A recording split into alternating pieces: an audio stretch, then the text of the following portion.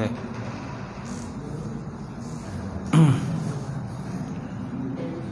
Baik. InsyaAllah kita buka kuliah kita malam ni dengan kita sama-sama baca umul kitab. Ila hadratin Nabi Muhammad Mustafa Rasulullah sallallahu alaihi wasallam wa ala al-kiram ashab izam insyaallah al-Fatihah. A'udzu billahi minasyaitonir rajim. Bismillahirrahmanirrahim. Alhamdulillahi rabbil alamin. Ar-Rahmanir Rahim. Maliki yaumiddin.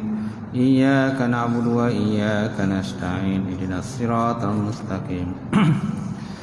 Siratal ladzina an'amta 'alaihim ghairil maghdubi 'alaihim waladdallin. Amin. Baik. Assalamualaikum warahmatullahi taala wabarakatuh. Alhamdulillahilladzi arsala rasulahu bil huda wa dinil haqq liyuzhirahu 'alad dini kullihi wa kafa billahi syahida.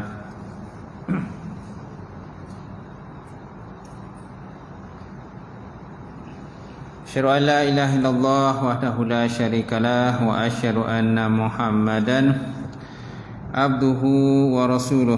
Allahumma salli wa sallim ala sayyidina wa nabina wa habibina wa maulana Muhammad imamil muttaqin wa qaidul mujahidin wa ala alihi wa sahbihi wa man da'a bi da'watihi wasanna bi sunnatihi ila yaumiddin. Rabbi israh li sadri wa yassir li amri wahlul 'uqdatam min lisani yafqahu qawli. Subhanaka la ilma lana illa ma 'allamtana innaka antal alimul hakim. Wala haula wala quwwata illa billahil alim azim. Qala Allah subhanahu wa ta'ala fil Qur'anil Karim. A'udzu billahi minasyaitonir rajim. Bismillahirrahmanirrahim. Ya ayyuhallazina amanu taqullaha wa tanzur nafsun ma qaddamat lighad wattaqullaha innallaha khabirum bima ta'malun. Sadaqallahul azim. Maksudnya, wahai orang-orang yang beriman, takutlah kamu kepada Allah Subhanahu wa taala dan perhatikanlah apa-apa yang kamu persiapkan untuk hari esok, itulah hari akhirat. Dan takutlah kamu kepada Allah Subhanahu wa taala. Sesungguhnya Allah Taala itu Maha meliputi terhadap apa-apa yang kamu kerjakan. Waqala Nabi sallallahu alaihi wa ala alihi wasahbihi wa baraka wasallam, la yu'minu ahadukum hatta akuna habba ilaihi min walidihi wa waladihi wa wanasi ajmain.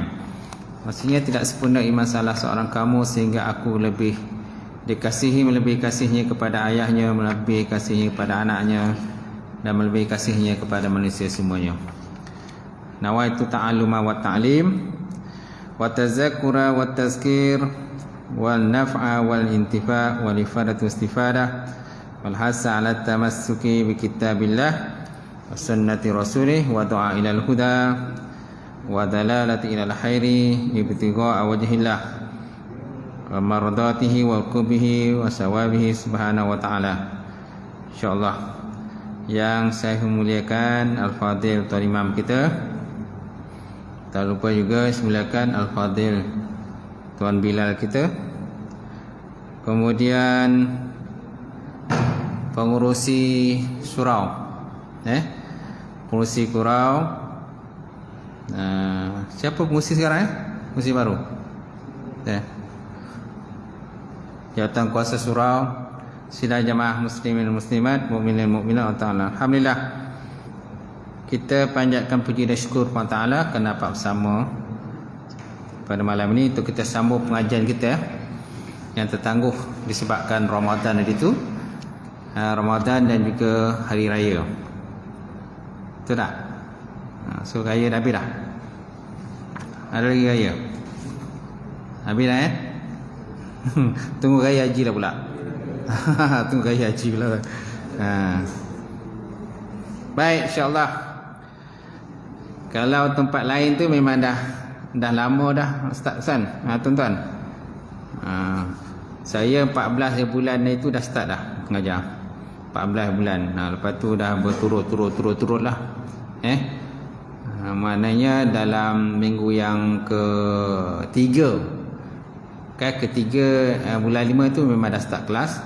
Sampailah sekarang. Dan ni dah masuk minggu yang kedua untuk bulan Jun, insya-Allah. Alhamdulillah. Walaupun pun ucapkan tahniah pada tuan-tuan lah, kan?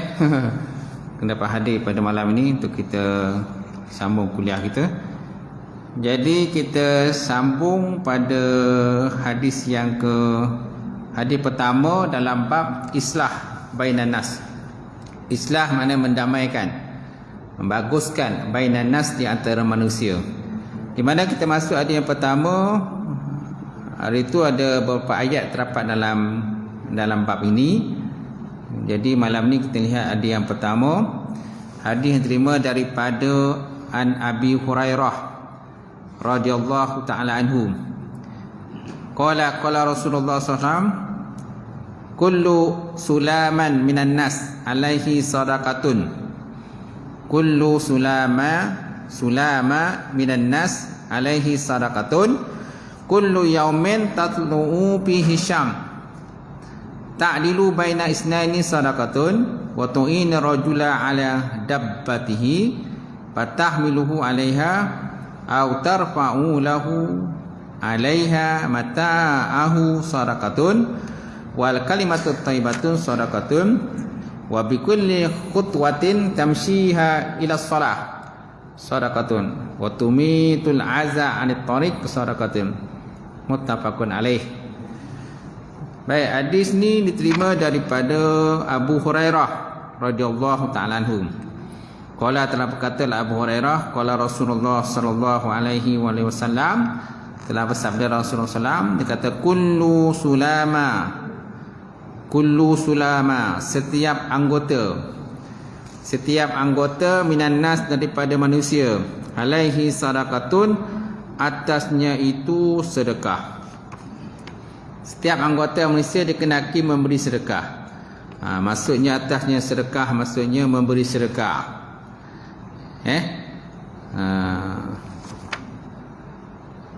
Kullu yaumin tatlu'u fihi syamsu. Setiap hari selagi mana matahari terbit. Setiap anggota manusia dikenaki memberi sedekah selagi matahari terbit. Kullu yaumin, setiap hari. Kalau dalam di penyematan hadis tu dia ada perkataan ataupun lafaz kullu yaumin. Kalau dalam terjemahan dia tak sebut. Jadi saya tambahlah. Setiap anggota manusia dikenaki memberi sedekah selagi matahari terbit setiap hari. Dia kata. Kullu yaumin, setiap hari kena buat. Gitu, bagi sedekah. So macam mana nak bagi sedekah tu? Setiap anggota kita. Kemudian ta'dilu baina isnaini sedekah. Ta'dilu baina isnaini. Ta'dilu maksudnya mendamaikan antara dua orang yang bertelagah, itu juga merupakan sedekah.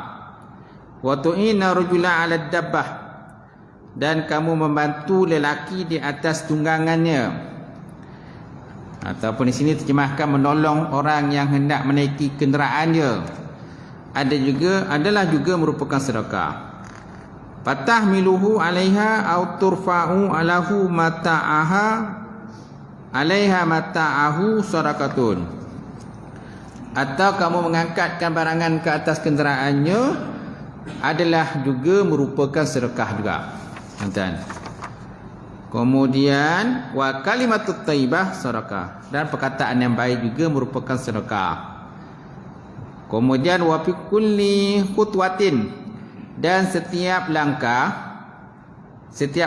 yang kau berjalan akannya, ila solah, ke tempat sembahyang, sadaqatun, adalah merupakan satu sedekah.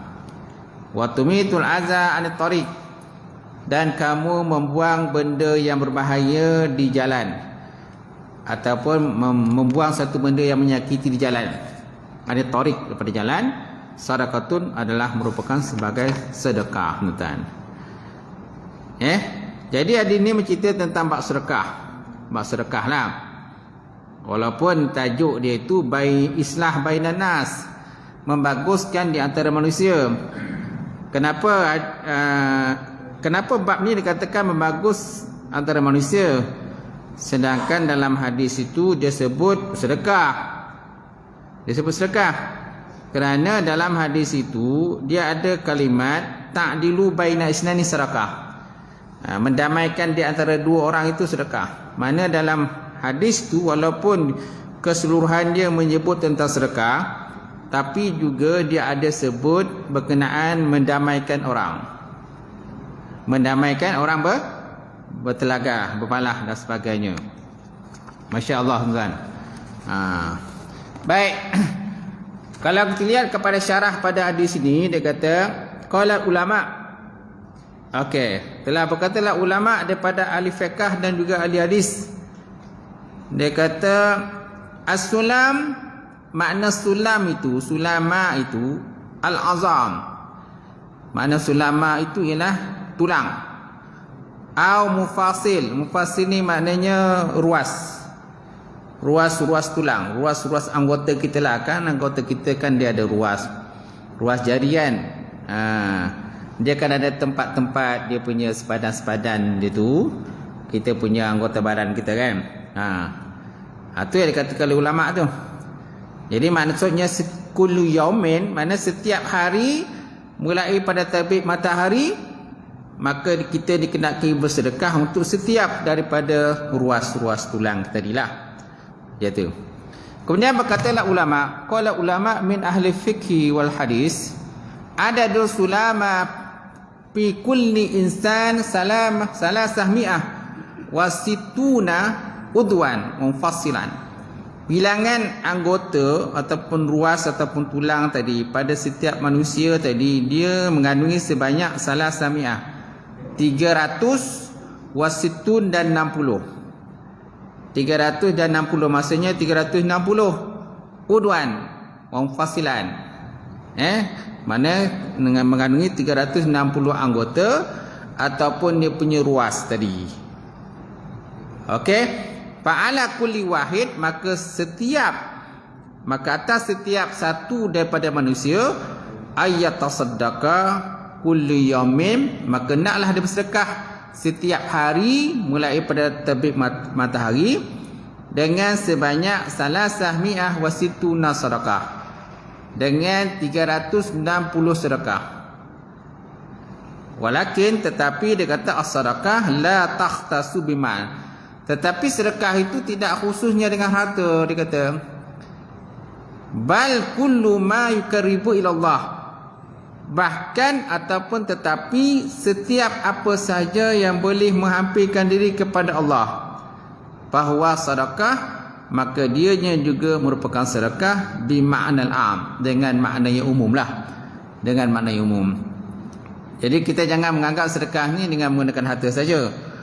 Sebab kalau nak kirakan harta saja, mungkin kita tak mampulah nak orang kata bersedekah dengan 360 tadi. Bilang-bilangan 360 kan. Kita nak kafarahkan anggota badan kita daripada azab neraka, daripada api neraka. So maknanya kita kena bersedekah setiap hari 360. Larat kita nak bersedekah 360 benda lah. Jadi kemungkinan tidak larat.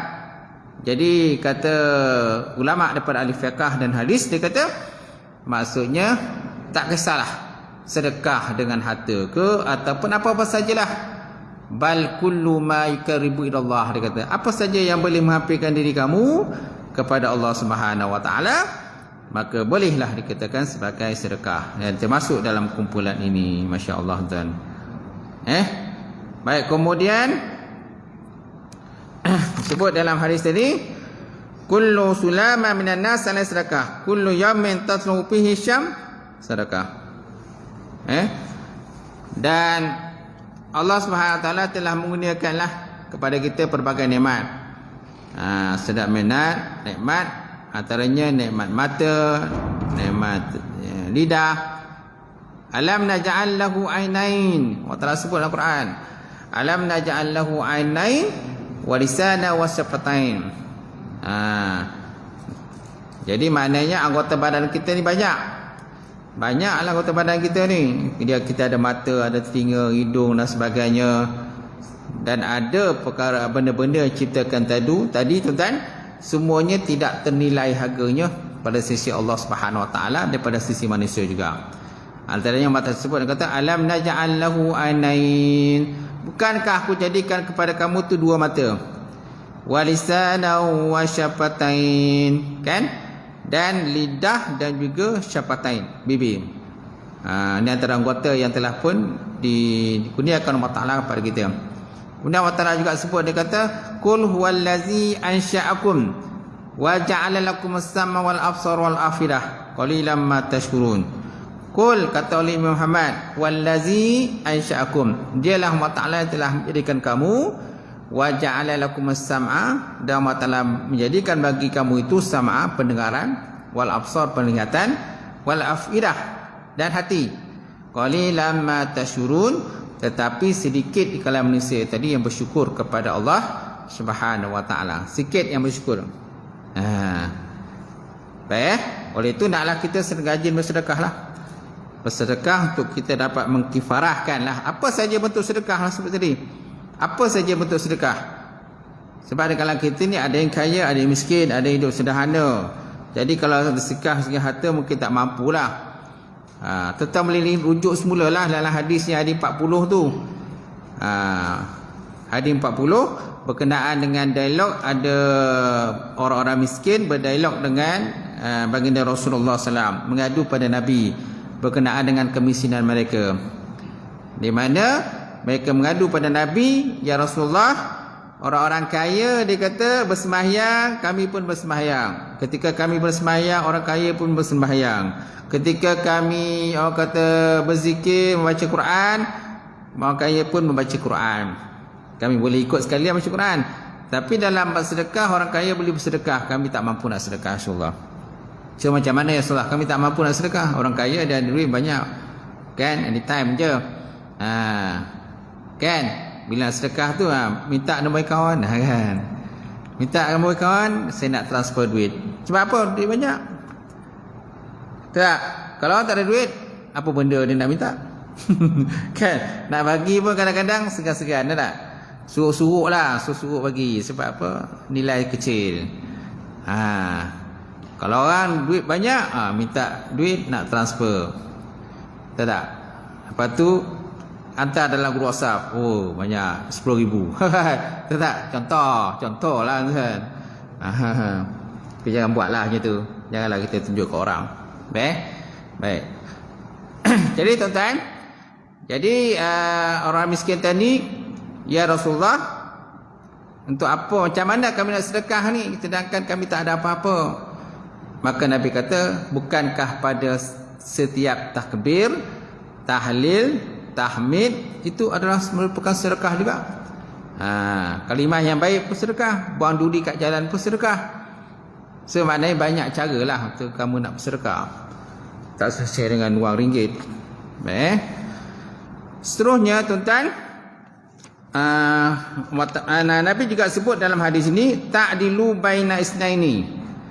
Ta'dilu baina isnaini sedekah. Maknanya kamu mendamaikan di antara dua orang, kan, adalah merupakan sedekah. Disebut dalam syarahnya, dia kata ayuhal muslim, innal adla wal islah bainan nas min afdal a'mal.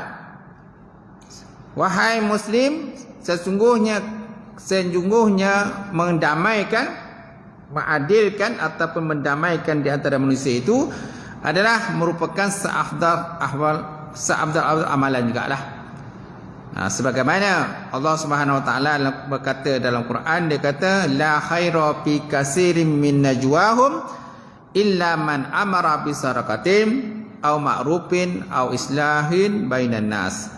Tiada kebajikan daripada kebanyakan daripada bisikan mereka itu kecuali orang-orang yang memerintah dengan bersedekah ataupun memerintah dengan perkara ma'ruf ataupun islah bainan nas, membaguskan ataupun mendamaikan di antara manusia. Okey. Kemudian Allah Ta'ala juga pernah menyatakan dalam Al-Quran, dia kata wa in ta'ifatan minal mu'minina iqtatalu fa aslihu bainahuma. Maka jikalau dua kumpulan yang besar tadi di kalangan beriman tadi mereka itu membunuh-bunuhan, mereka berbalah-balah, fa aslihu bainahuma, maka damaikanlah di antara keduanya.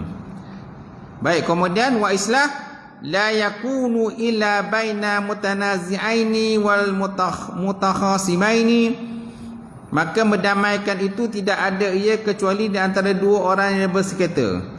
Dua orang yang mutakhasimain. Mutakhasimain ini berbalah lah. Kan? Kemudian wan niza' wal khasam wat taghadub yujibul syar. Bermula berbalah, bertengkar, kan? Yujibul syar. Dia mewajibkan kepada keburukan. Dia membawa pada buruklah.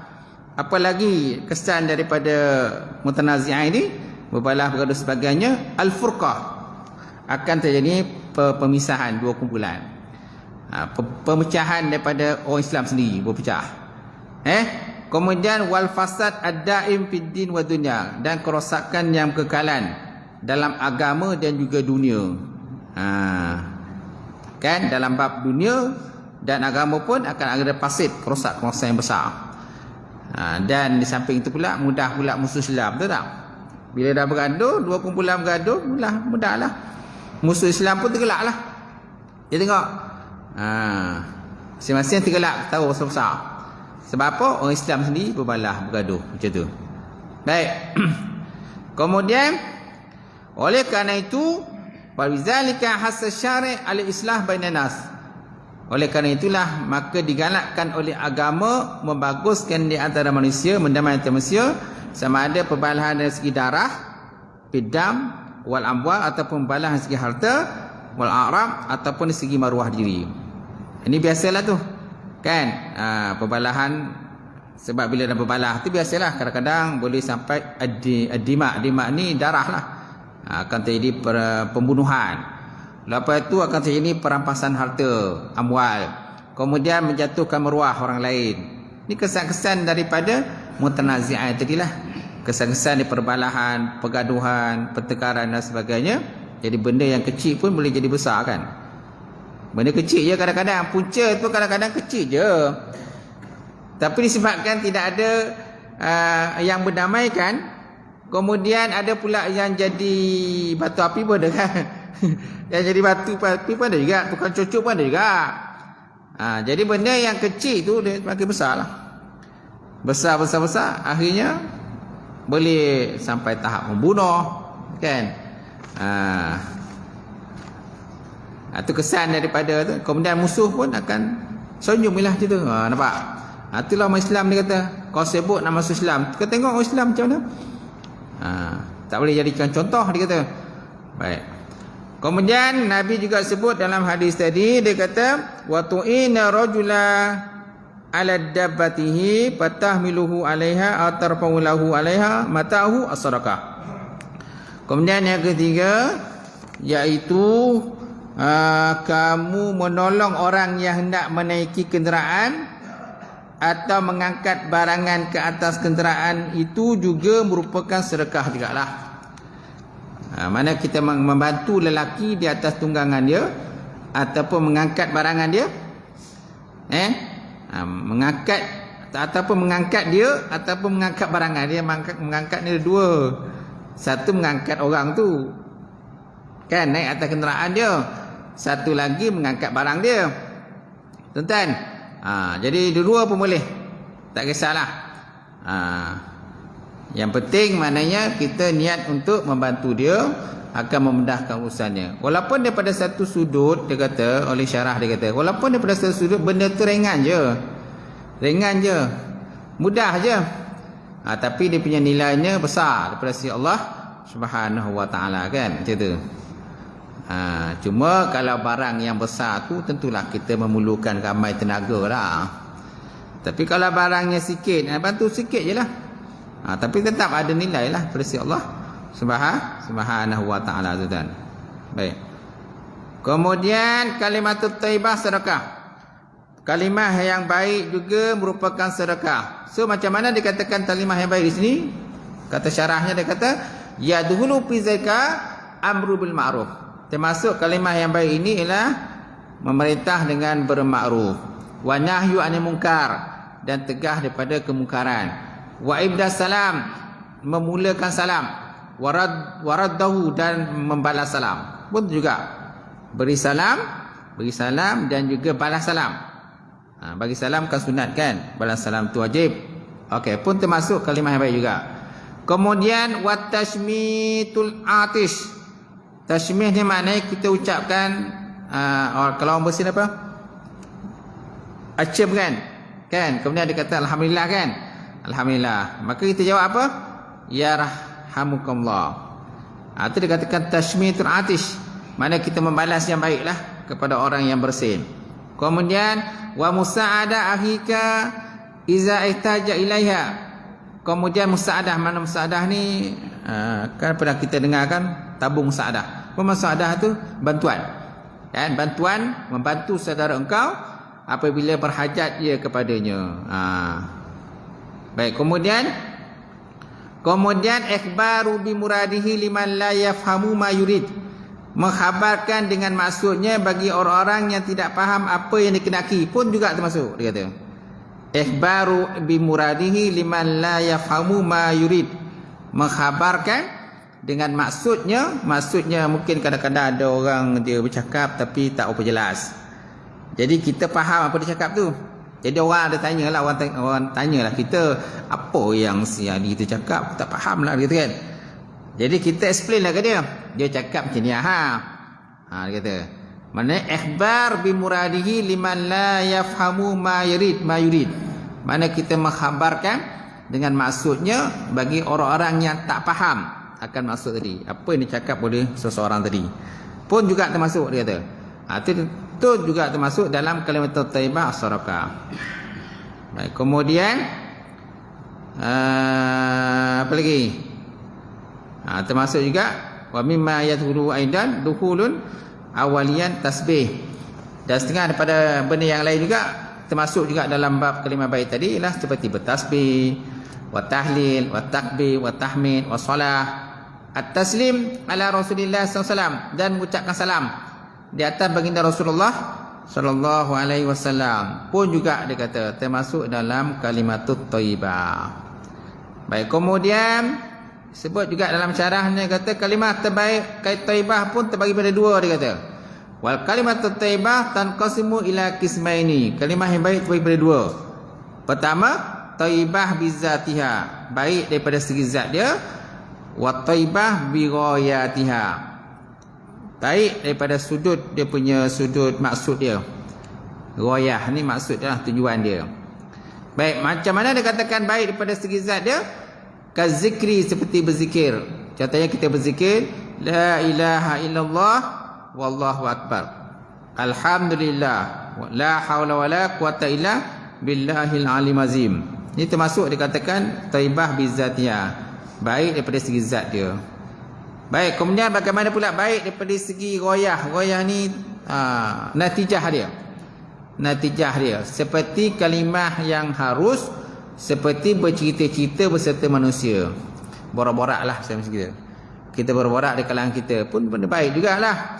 Tapi jangan kita mengumpat dengan orang lain. Kemudian memasukkan kesukaan di atas hati kawan kita.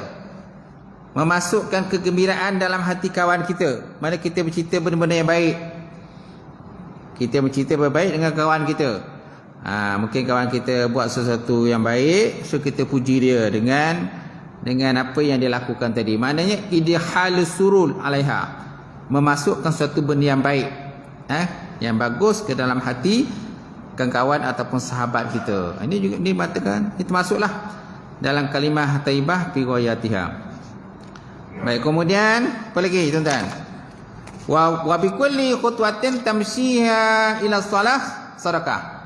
Kemudian tiap-tiap langkah yang kamu berjalan ke sembahyang, ke tempat solat itu juga merupakan sedekah, tuan. Setiap langkah yang kita berjalan dengan dia ke tempat sembahyang itu juga merupakan sedekah. Wa tumithil azza an tariq sedekah. kemudian membuang duri di jalanan pun juga sedekah. Kalau disebut dalam sini dia kata tumitul azza. Azza ni mana sesuatu yang menyakiti.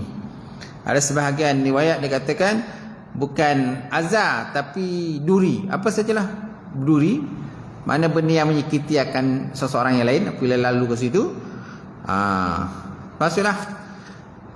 Kan, ataupun masuk apa sajalah, kayu ke, tayar ke, mungkin kan ada tayar tengah jalan, ataupun mungkin ada kayu jatuh tengah jalan dekat highway kan, ataupun ada benda-benda yang something jatuh atas jalan, so kita buanglah. Tapi dengan syarat kita keselamatan pun kena jaga jugalah. Kan dah sibuk nak buang-buang kan di langgar di lori pula kan, di kereta pula, kereta laju-laju tuan. Itu kalau di highway kan kereta laju-laju. Itu pun kita kena ambil kira jugalah dari segi keselamatan diri kita. Kalau okey tu bolehlah kita buat insya-Allah. Baik. Jadi setiap langkah yang kita berjalan kepada sembahyang itu merupakan sedekah. Habis bagaimana kalau seandainya kita datang ke surau atau ke masjid tak berjalan kaki, Ustaz, macam mana? Masing-masing sekarang ni semua naik motor. Motor pula orang kata mahal-mahal kan. 150cc, ada 700cc, 500, 1000cc dan sebagainya. Tak ada orang nak jumpa jalan kaki dah. Ada jalan kaki kan, tapi rumah dekat-dekat lah, tapi yang jauh tu tak ada lah. Macam mana Ustaz? Pun dikira je lah mana pusingan roda tu, pusingan tayar tu pun dikira lah berapa banyak dia pusing. Kalau nak pala lebih kena jalan jauh sikit. Kalau nak pala lebih biar round tu jauh sikit lah. Pusing dulu taman ni dulu. Pusing round taman tu, jadi lepas tu baru sampai ke surau. Jadi pala lebih sikit. Kalau terus direct kan, jadi pala kurang. Macam tu. InsyaAllah tuan-tuan. Baik.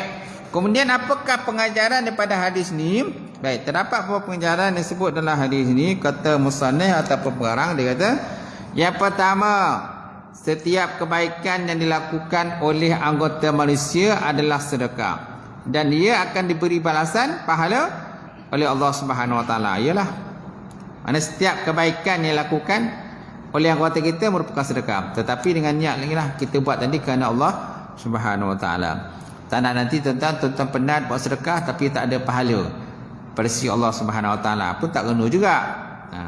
Kemudian yang kedua, Islam menyuruh umatnya supaya sentiasa melakukan kebaikan kepada manusia dengan memberi pertolongan. Kemudian menyambungkan bantuan tenaga, menyumbangkan bantuan tenaga. Yalah, tuan boleh tak? Contohnya kalau berlakunya banjir, kalau berlaku banjir lah, ada tak tuan-tuan pergi bantu? Ataupun nak tunggu orang suruh dulu? Kalau ada suruh baru pergi, tak suruh tak ada. Jadi kalau tuan-tuan nampak kalangan orang kata ada saudara kita yang kena banjir contohnya, standby lah, siap lah. Tapi pergi tu jangan tak buat peralatan. Banyak ada kalangan kita, saya tengok bila berlaku banjir, dia datang tangan kosong je. Buat apa buat tangan kosong? Apa benda yang kamu boleh buat? Dia kena siap lah peralatan dia. Nak tolak air dia macam mana, nak tembak air macam mana, mestilah dia punya water jet tu kena bawa. Water jet pun nak kena canggih juga. Ini water jet kan sekejap kan mati, sekejap mati. Kan? Sekejap kan mati. Asyik nak membotolkan water jet je. Sedangkan lumpur tak selesai lagi. Tuan, belilah yang canggih sikit. Tuan, dia mahal sikit lah. Supaya nanti bila nak tembak air tu tak adalah orang kata sekejap mati nak layan benda tu je.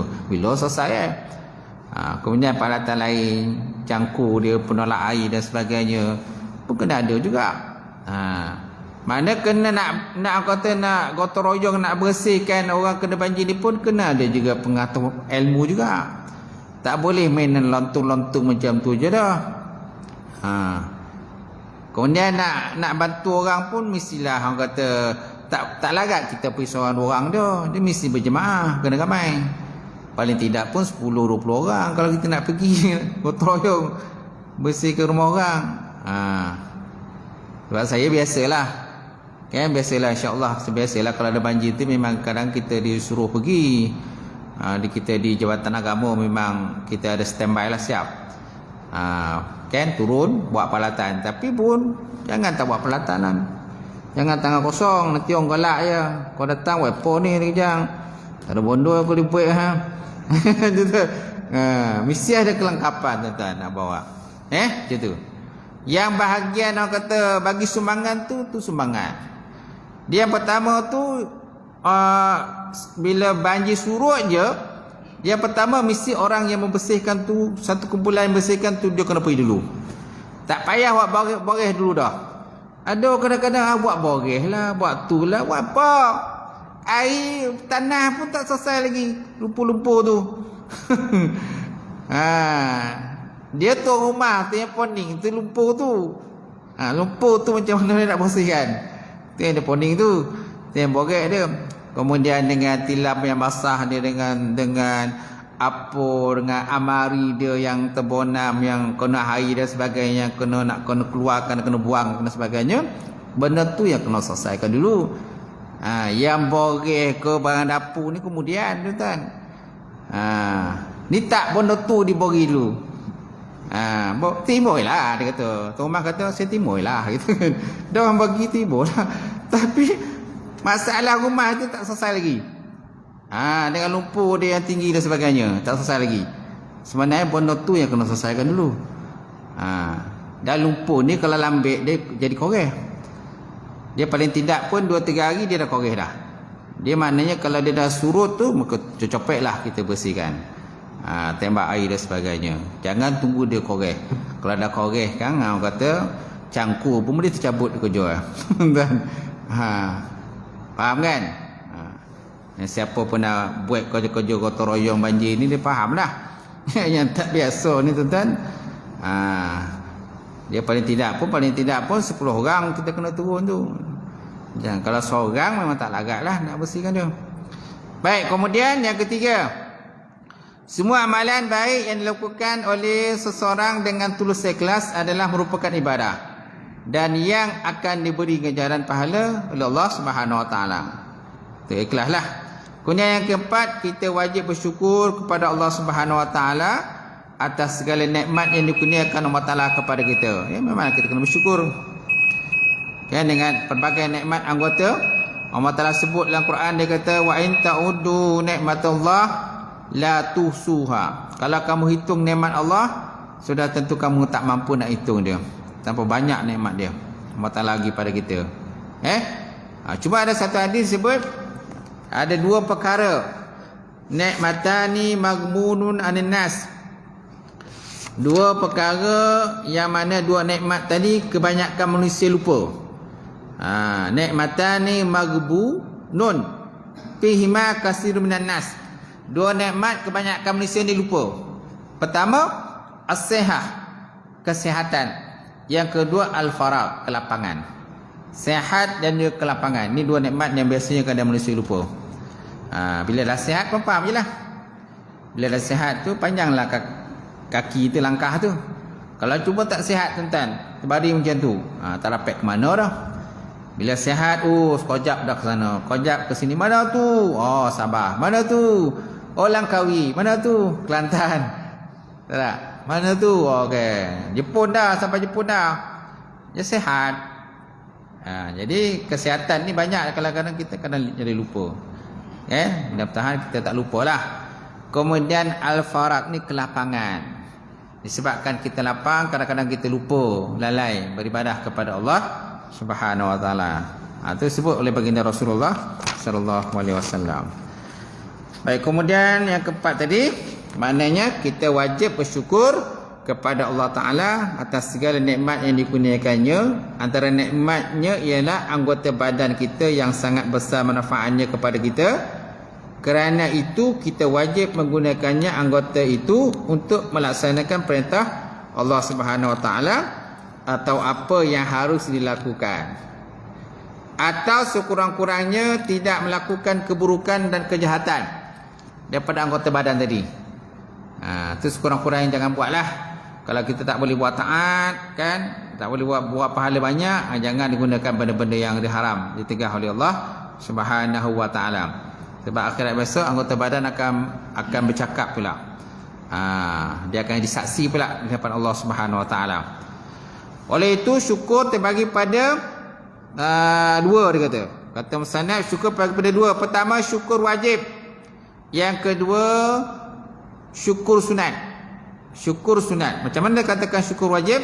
Iaitu dengan melakukan apa yang diperintah dan menjauhi apa yang ditegah, yang dilarang oleh Allah Subhanahu wa taala. Itu dikatakan sebagai syukur wajib. Yang kedua syukur sunat. Syukur sunat ialah melakukan amalan-amalan sunat seperti berzikir kepada Allah dan juga membantu manusia yang lain. Itu dikatakan sebagai syukur yang sunat. Asal mana syukur ni terima kasihlah. Tapi kalau kita lihat kepada definisi syukur pula, syukur itu ialah kita menggunakan segala anggota badan kita ke arah ataupun ke jalan yang diredai oleh Allah Subhanahu wa taala. Itu dikatakan syukurlah. Macam tu. Asal makna syukur ni terima kasihlah. Dan banyak kalau kita ni syukur. Siapa nama tuan? Abdul Syukur. Kan? Syukur tapi kadang-kadang tak bersyukur. Harap bila kita nama syukur, mana kita banyak bersyukur kepada Allah Subhanahu wa taala, tuan-tuan. Syukur ni salah satu nama Allah Taala kan? Syukur ini salah satu daripada nama-nama Allah. Kan? Kalau kita lihat kepada sekali imbas, mana syukur itu kalau diletakkan kepada Allah Taala, seolah-olah Allah Ta'ala yang kena bersyukur. Seolah Allah Ta'ala yang kena bersyukur, tuan-tuan. Kalau tuan-tuan lihat kepada mana syukur itu, kan? Kalau manusia lah, kenapa manusia itu namanya syukur? Kenapa orang itu dinamakan sebagai Abdul Syukur? Supaya kita nak dia menjadi hamba yang bersyukur kepada Allah. Betul tak? Kita letak nama anak kita Abdul Syukur. Kenapa kita letak nama anak kita Abdul Syukur? Kerana kita nak jadikan anak kita itu hamba yang banyak bersyukur kepada Allah. Abi Allah Ta'ala nama syukur macam mana? Allah, salah satu daripada nama Allah Asy-Syukur. Syukur kan? Betul tak? Syukur salah satu daripada nama Allah. Abi Allah Ta'ala kena bersyukurlah. Bersyukur ke? Ini persoalan dia. Tidak. Begitu juga dengan Allah Ta'ala yang bernama At-Tawwab. At-Tawwab. Kan? Biasanya At-Tawwab ni kita sesuaikan dengan doa ayat Quran tu, innallaha yuhibbut tawwab, innallaha yuhibbut tawwabin wa yuhibbul mutatahhirin. Allah Taala cinta kepada orang yang banyak bertaubat dan banyak menyucikan dirinya. So bagaimana Allah Taala bernama At-Tawwab? Kan? Kalau macam tu Allah Taala yang kena banyak bertaubat. Kan? Sebab di atas wazan yang sama, At-Tawwab. Tawwab maknanya yang banyak bertaubat. Jadi Allah Ta'ala bertaubat ke adakah Allah Ta'ala ni yang berdosa? Ini persoalannya lah. Ini dibahaskan oleh para ulama lah. Bukan makna Allah Ta'ala tu yang berdosa. Allah Ta'ala, walaupun nama Allah Ta'ala tu At-Tawwab, banyak beri taubat, bukan makna Allah Ta'ala tu yang berdosa. Allah Ta'ala yang mengampunkan dosa orang yang bertaubat, walaupun dari segi wazan itu sama. Innallaha yuhibbut tawwab wa yuhibbul mutatahhirin. Allah Ta'ala cinta kepada orang yang bertaubat dan orang yang menyucikan diri. Allah Ta'ala juga bernama At-Tawwab. Jadi Allah Ta'ala banyak berdosa ke? Banyak dosa ke sehingga dah bertaubat? Tidak. Allah Ta'ala tidak berdosa, dia Tuhan. Kan? Tapi dialah yang menerima taubat, orang-orang yang bertaubat kepada Allah Subhanahu wa taala. Asy-Syakur kan? Asy-Syakur ni, adakah Allah Taala perlu bersyukur? Sebab penggunaan syakur ni sebenarnya untuk manusia. Wa qalilum min ibadihi syakur, contoh kan? Wa qalilum min ibadihi syakur, dan sedikit daripada hamba-Ku yang bersyukur. Jadi letak nama Allah tu Syakur juga. Adakah Allah Taala perlu bersyukur? Tidak. Syukur ini ialah manusia itu sendiri yang kena bersyukur kepada Allah Subhanahu wa taala. Dan banyak lagi nama-nama Allah Taala. Kalau diikutkan sebenarnya tuan-tuan, nama itu kan seolah macam tak sesuai penggunaannya kepada Allah Taala. Tidak. Itu kena tengok balik mana-mana yang lebih jelas. Baik, kemudian yang kelima, sedekah bukan hanya dengan mengeluarkan harta dan wang ringgit, malah makna sedekah lebih luas daripada itu, seperti yang ditunjukkan oleh hadis ini, iaitu bersedekah dengan tenaga dan bersedekah dengan kata-kata. Masya Allah. Baik, kemudian dalam hadis yang kedua, wa an Ummi Kulsum binti Uqbah bin Abi Muhaid radhiyallahu taala anha qalat sami'tu Rasulullah sallallahu alaihi wasallam yaqul laisa akazab allazi yuslihu bainan nas wa yammi khairan aw yakunu khaira, muttafaqun alaih. Wa fi riwayatin Muslim ziyadatun qalat walam asma'hu yukharisu fi syai'in mimma yakunu nas illa fi salasin, na'ni al-harba wa islah bainan nas wa hadis rajuli imra'atahu wa hadis mar'ati zaujataha, kan? Wa hadis rajuli imra'atahu wa hadis mar'ah zaujaha. Hadis riwayat daripada Imam Bukhari dan Muslim tu dah. Diterima hadis ini daripada Ummi Kulsum. Ummi Kulsum binti Uqbah bin Abu Muhaid radhiyallahu ta'ala telah meredha Allah Taala akan dia. Qalat, berkata ia, sami'tu Rasulullah sallallahu yaqul, dia kata aku suatu hari dengar Nabi Muhammad sallallahu alaihi wasallam telah bersabda. Dia kata, apa kata Nabi? Laisa kazab allazi yuslihu bainan nas, bukanlah dinamakan sebagai pendusta orang-orang yang mendamaikan di antara manusia. Kata Nabi, bukanlah dianggap pendusta orang-orang yang berusaha mendamaikan manusia untuk kebaikan. Payammi khairan aw yaqulu khaira, untuk kebaikan atau mengatakan sesuatu yang baik. Jadi apa tujuannya itu baik. Jadi kalau orang itu berbohong, kan, tapi dengan niat untuk mendamaikan dua orang yang bersengketa, jadi pembohong itu bukan dinamakan sebagai pembohong. Kan, laisal kazab, dia kata, bukan dikatakan pembohong. Walaupun di segi zahiriatnya seolah macam dia berbohong, tapi di segi orang kata maqasid dia, niat dia baik untuk mendamaikan dua orang yang bersengketa tadi. Sebab kalau seandainya dia tak berbohong kan, jadi orang tu akan terus bergaduh, berbalah dan sebagainya, tidak bercakap sampai bila-bila. Sedangkan Nabi berkata tidak halal seseorang itu memisahkan saudaranya lebih daripada 3 hari. Itu tak? Tak boleh kita meminggirkan saudara kita lebih daripada 3 hari sampai kita tak bercakap dengan dia. Jadi kita sebagai orang tengah, kan, mungkin kadang-kadang kita tak dilantik pun dan tak ada gaji pun dan jadi orang tengah. Mana ada gaji tak? Ni semua ikhlas mata-mata ke Allah Ta'ala je. Kalau ada gaji bagus tu kan. Kan? Contohnya pegawai suluh. Pegawai suluh tu dia ada gaji. Tetap pegawai suluh di mahkamah tu yang dilantik sebagai suluh tu, mendamaikan orang tu, mendamaikan suami isteri tu kan. Dia tak ada gaji dia. Sekali masuk mahkamah tu dia dibayar tu. Ni tuan-tuan mendamaikan kekawan tuan-tuan aja. Siapa nak bagi gaji? Tak ada gaji tu kan. Ikhlas kena Allah Ta'ala aja. Jadi walaupun tak ada gaji tuan-tuan, kan, kita niat untuk mendamaikan saudara kita tadi, dan insya-Allah akan ada pahala lah daripada sisi Allah Subhanahu wa taala tuan-tuan. Baik, kemudian sabit dalam satu riwayat pula menyatakan ziyaratun qalat, ditambah akan perkataan qalat walam asma'hu yurakhisu fi syai'in mimma yaqulun nas illa fi salasin, na'ni al-harba wa islah bainan nas wa hadisu rajuli imra'atahu wa hadisul mar'ah zaujaha. Dia kata terdapat tambahan dalam riwayat daripada Muslim. Dia kata Ummi Kalsum berkata, aku tidak pernah mendengar Rasulullah SAW memberi kelonggaran memperkatakan sesuatu yang dusta, melainkan daripada 3 perkara. Pertama, dalam peperangan. Dalam peperangan dibolehkan kita berbohong.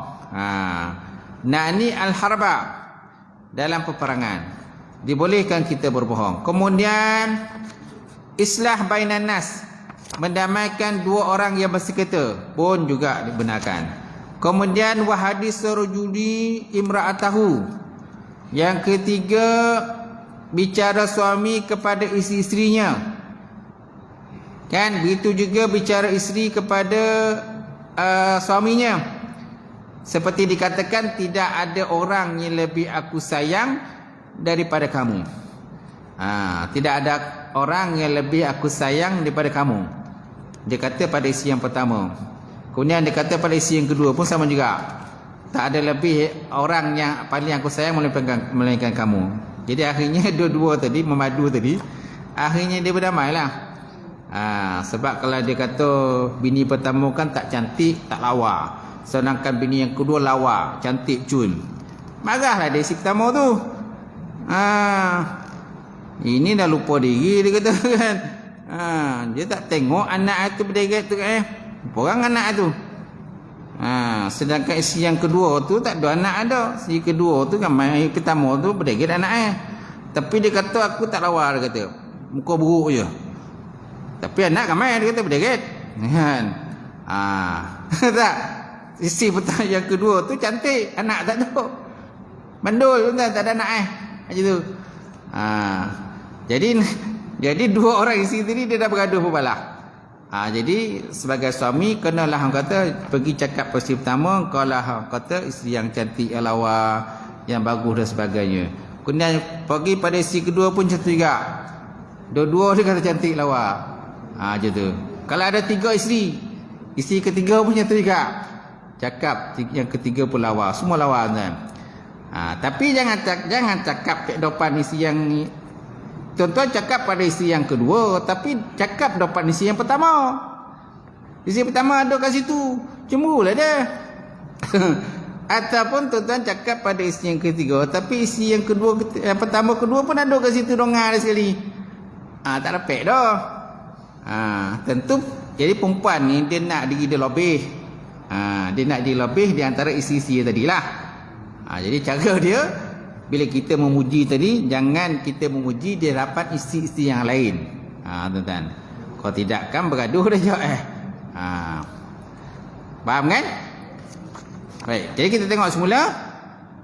Jadi kata Nabi, dibenarkan tadi berbohong kepada 3 perkara, dalam 3 tempat. Pertama, dalam peperangan, fil harbi, perang.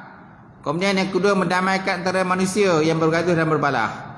Kemudian yang ketiga, berbicara suami kepada isterinya dengan bicara yang bohong, untuk mendamaikan isteri-isteri dia. Seperti dikatanya, tidak ada orang yang lebih aku sayang melainkan kau. Walaupun mungkin saya yang kurang.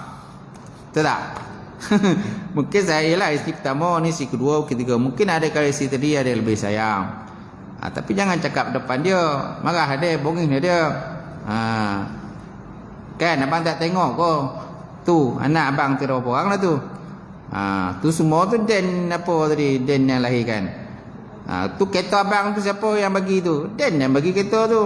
Motor abang tu motor Den tu, nama Den lagi tu. Betul tak? Jadi jangan kata kita mempelekehkan isteri kita lah. Isteri kita bagi ada 2-3 isteri lah, insyaAllah. Baik, kemudian pekerjaan hadis pertama, Islam tidak membenarkan umatnya berdusta kecuali perkara-perkara yang tertentu sahaja, dengan tujuan untuk maksud kebaikan. Antara perkara-perkara yang dibolehkan berdusta itu ialah pertama, maslahah perang, kemaslahatan perang, boleh kita berbohong.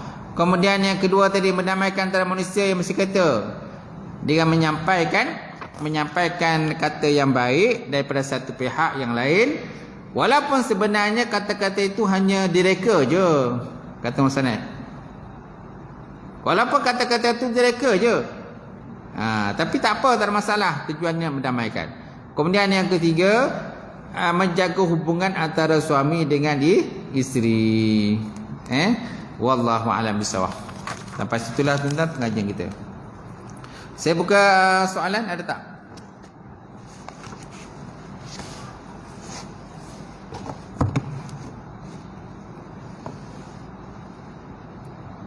Ada?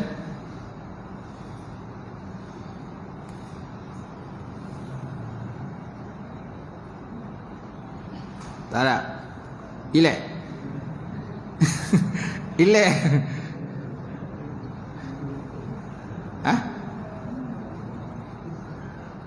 Yang isi 2, 3 tu tanyalah.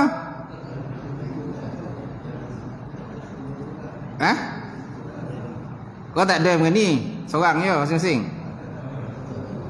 Seorang je. Okey, seorang-seorang lah tuan-tuan. Tu pun tak habis tak kata seorang. Tu pun tak terjaga ke. Masya-Allah. Okey, selesai tadi insya-Allah. A'udzubillahi minasyaitonir rajim. Bismillahirrahmanirrahim. Alhamdulillahirabbil alamin. Wassalatu wassalamu ala syafiyil mursalin wa ala alihi washabbihi ajmain. Allahumma zidna ilman nafi'a wa yaqinan shadiqa, mu'amalan mutaqabbala, wa rizqan halalan mubarakatan katsira, wa siyana fataya alim, wa lana qulubana bi nuri ma'rifataka wa aftah lana arifin. Allahumma faqihna fid din, Allahumma faqihna fid din. Allahumma ja'al hadza jam'an marhuma wa tafarraqana min ba'dihi tafarraqan ma'suma.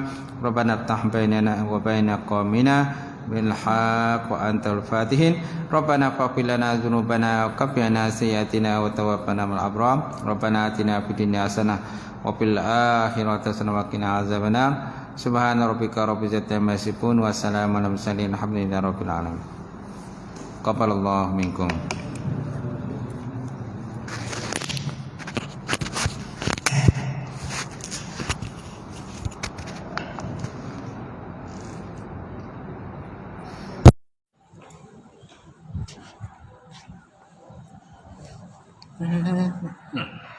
Ni